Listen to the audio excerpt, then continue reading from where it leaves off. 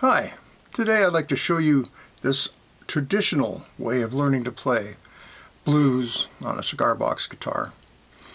I am tuned to G, D in the middle, G, high G. This is for the beginner, for the total beginner, and this is for people who send me emails, and for that matter I teach in real life as well, and people who just don't want to deal with music theory, and they say they shouldn't have to because their heroes didn't, and you're quite right. You don't have to deal with any of that stuff. So today we won't. We might deal with a touch of physics just to explain a thing or two, and the other thing is a lot of people want to sound non-beginnish, when they're first getting their cigar box guitars. And so I'm going to start right there, fixing that problem, because I have people who come in and they're having trouble playing, and they've been taking internet lessons. And this is not just on the cigar box guitar. This is on bass, this is on guitar, and there's a couple basic things that they do that are just a problem right for the beginning that holds them back. First of all, the slide. You can put it on any finger. If you're going to put it on your first finger, though, you can't mute behind it. People who use their first finger are usually playing with it lying down. They're playing like this. This slide I use on my little finger, but you're welcome to use your second finger, and which I do quite often actually, and your third finger. That's never worked for me, but there's lots of guys, you can see them out there in the videos on their third finger doing a great job. The other thing you want to do is the slide has to lie flat on your strings, right? If you're holding the neck of the guitar for any reason, you can't get your slide and you're always struggling and moving, and you get a little bit better, but it just doesn't sound very good. So that's a beginner thing, right? You really need to either use a strap, or depending on how you hold it, it has to be firmly tucked into your hip, and your wrist is holding it here. You're welcome to use your fingers or a pick, doesn't make any difference. Pick would be a great idea today because we're going to be working mostly on full chords. So it's very important that you're not holding any of the weight here. This is the number one thing that people have been playing for a little while come in and they're holding their guitar's weight in their hand trying to figure out how to do stuff, right? Doesn't work.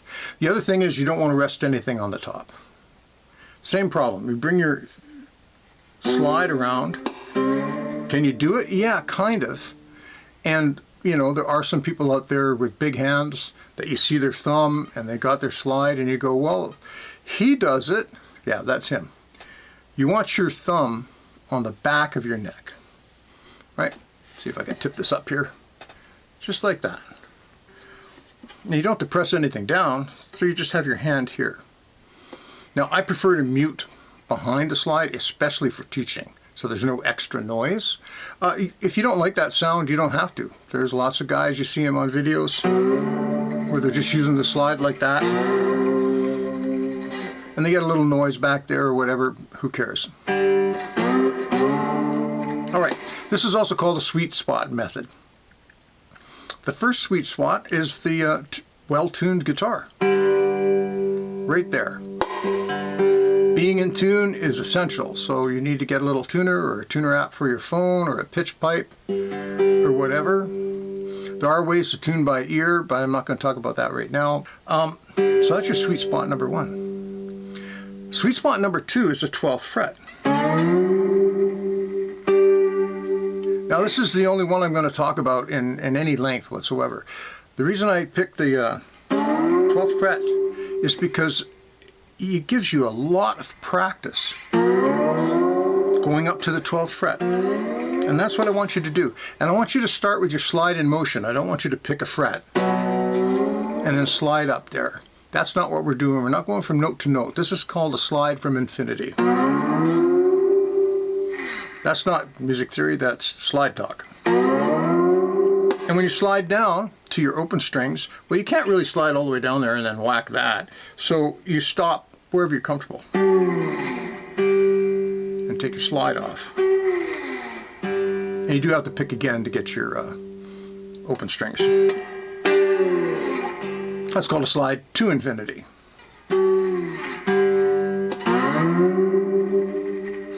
Also, the reason I like to pick this one is because one of the things that helps you not sound like a beginner is to get a little bit of vibrato right from the beginning. Vibrato can be fast, slow. You'll probably find that you have a natural affinity for something, right?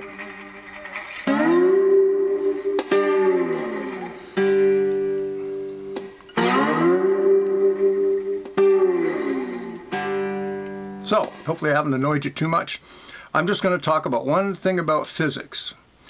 Anytime you have a string, whether it's on a bow, telephone wire, or whatever, if it's picked, and if it's touched in the exact center, it makes what's called a harmonic. A loud harmonic, the loudest harmonic on the stringed instrument. And you can tell it's a harmonic because you move your hand away. Here, I'll do it a little low. Ooh, garbage. Ooh, more garbage. Right? So as soon as you can do this, you want to make sure that your harmonic is over top of your 12th fret. Right? If you bought it from the internet or something and the bridge isn't quite in the right position, don't worry about that right now. If it isn't quite over the 12th fret, take a magic marker and just make a mark there. Because it'll probably just be out a little bit one way or the other, and go to your mark instead of the mark here if it's inaccurate. And the closer you get down to the nut, usually the more accurate the marks are. But believe me, very, very quickly your ear will tell you anyway. Another reason I like this one for the second sweet spot is this open is the 1 chord, represented by a numeral 1, Roman numeral 1, not a number. Numbers represent frets, Roman numerals represent chords. And you're thinking to yourself, oh, so this is like Roman numeral 12, I don't even know what that is. And that means there's going to be all these. No, this is also 1. They're both a 1 chord. So they're interchangeable. So hopefully, if you need to pause the tape and work on how you're holding the instrument, or need to work on this slide thing, those are 2 of the most important things, honest to goodness. Okay, the third sweet spot is the 3rd fret. And then open.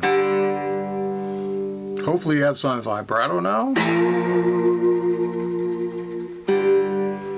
Just practice it like that.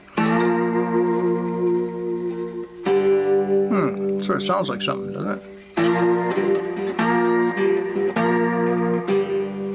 Well, if you recognize that lick, that's a Spoonful by Willie Dixon. I think it was Willie Dixon. Also done by Cream. Pretty sure it was Cream. So right off the bat, and you're going to yourself, well, hey, that's great, but it's kind of boring.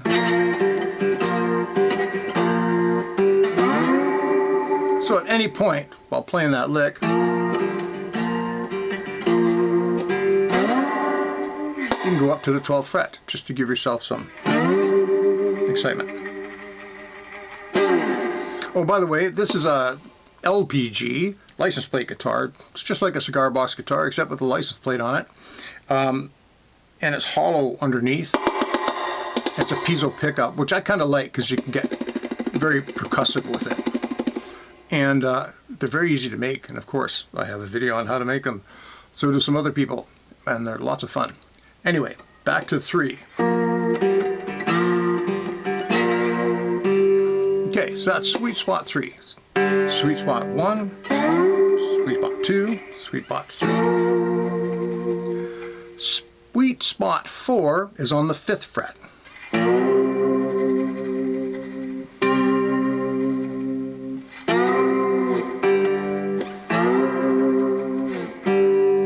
And you notice I'm using a real clean sound. You might want to add a little dirt to that or something to be much more cool. And here's a little tidbit. Once again, I don't really think this is music theory. This is more blues theory. This is the 4th sweet spot. It's the 5th fret, but it represents the 4 chord, which is represented, you guess it, by a Roman numeral. And that's one of the conflicts in music theory that irritates the heck out of people. And that's not music theory, that's blues theory. I'm not even going to explain why. It just is. So a lot of blues progressions include the 4 chord. It's found on the 5th fret. And you can combine it with the 3rd fret.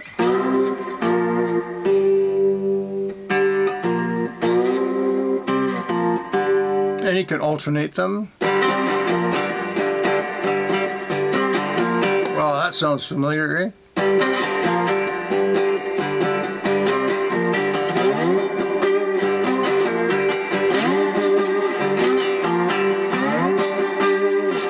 Wow, that's Mannish Boy or Bad to the Bone. It's right there. There's so many more. A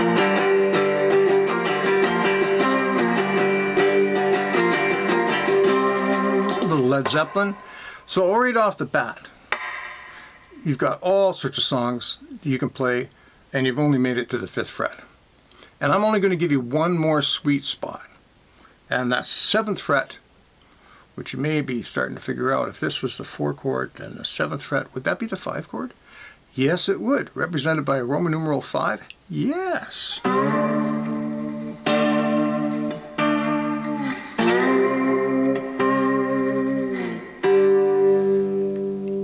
Those are your 5 sweet spots.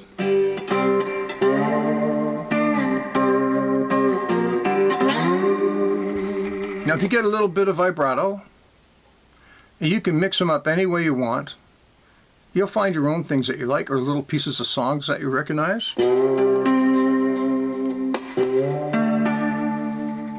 If you stick to these sweet spots,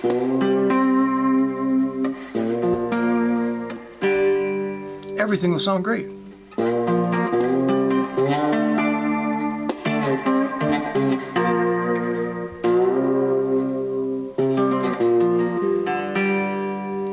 Just mess around with them, and just by messing around with them and getting a little bit of vibrato, you sound like you've been playing for a long time. As far as songs go, there's tons and tons of songs out there to learn.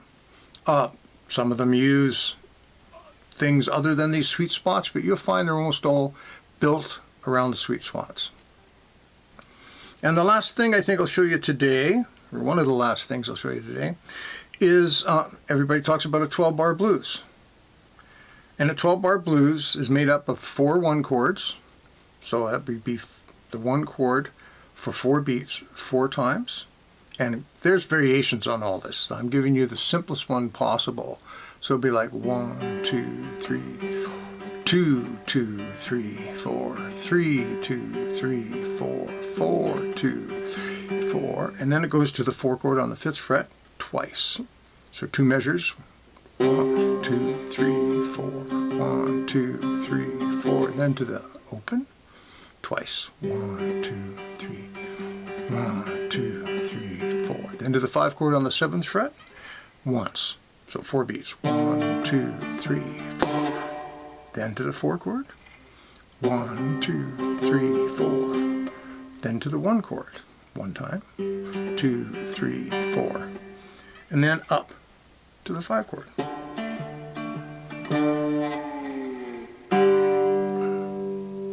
That's the pattern. And so you can also, while you're doing this, once you get good at these and get a little confident, you can start just playing single notes.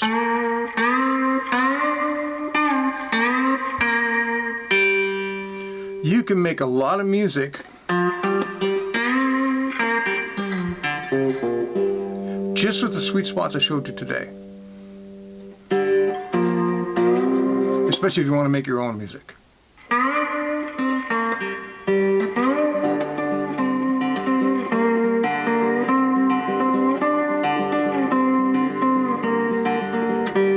Oh yeah, and if you want to finger pick, the simplest thing to do is just thumb, first finger, middle finger, and just go forward.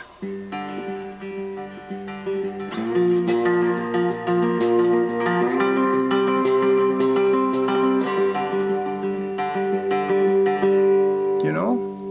Or if you want a boogie feel, thumb and 2 fingers.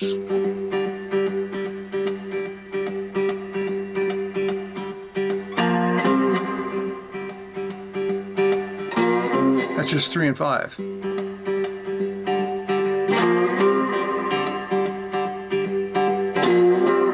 It's really nice to use your fingers. I mean, it's great to use a pick too, but with your fingers, each one is lying on a string. So especially when you start using overdrive or distortion or cranking your amp up or whatever, my amp's really, really low today. Your guitar starts to come alive and it wants to really ring out. Then you can sort of control things because your fingers are right there. And just let what you want to have come out and not have it just randomly, sort of sloppily going everywhere, which is cool too. So I hope you found that helpful and there wasn't too much music theory in there for you. Don't forget about the 12th fret harmonic. Yes, there's other harmonics, that's for another day. That's just so you can find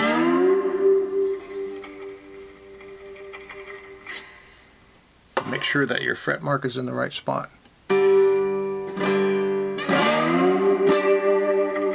That's the most important thing. And don't hold your guitar neck. And lie your hand flat. Okay? Have a great day. Bye.